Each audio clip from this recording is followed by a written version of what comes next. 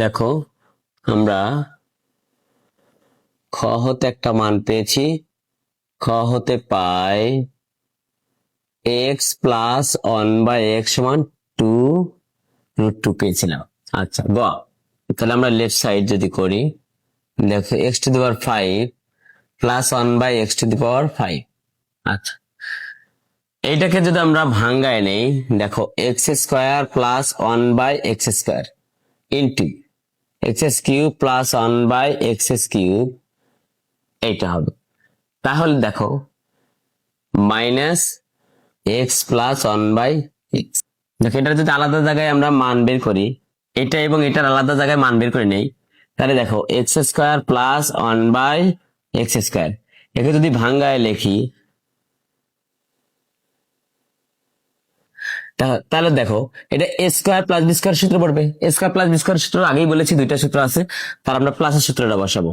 a plus b whole square minus 2a এ হচ্ছে b।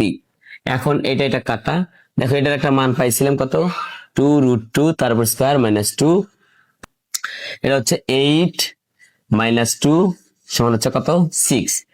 এখন দেখো আমরা যদি আবার এই যে x³ প্লাস 1/x³ এটার মান যদি বের করি, তাহলে দেখো কত বের হয়, বলে a plus b whole cube. আচ্ছা, a plus b whole cube minus 3a b into a plus b. তাহলে দেখো এটার একটা মান রয়েছে কত, 2√2 তার উপর কিউব মাইনাস এটার এটা কাটা 3 ইন্টু কত, বলে 2√2। এখন দেখো আমরা যদি এই 2 এর উপরে কিউব করি তাহলে কি হয়, 8। আবার √2 উপর যদি কিউব করি, দেখো √2 উপরে যদি আমরা কিউব করি তাহলে আমাদের কি আসে, √2 গুণন √2 গুণন √2, তাই তো। এই √2 আর এই √2 গুণ করলে কি হয়, 2, তারপরে কি √2। তাহলে এখানে 8 এর উপর 2 এর উপর যদি কিউব করি তাহলে কত হয়, 8 গুণন কত আসতেছে, 2√2।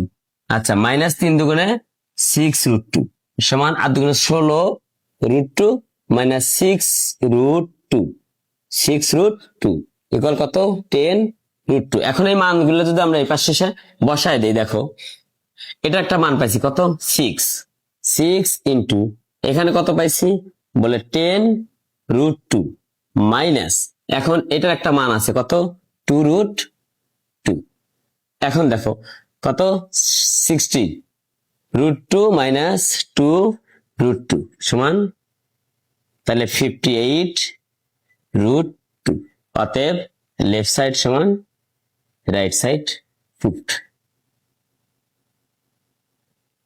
শিক্ষার্থীরা দেখো ঠিক সেম টাইপের অঙ্ক আমি তোমাদেরকে দিয়ে দেব, যেটা তোমরা বাসায় করবা এবং আমার ব্যাচে যারা পড়ে তারা সলিউশন করে নিয়ে আসবা, আমি দেখব।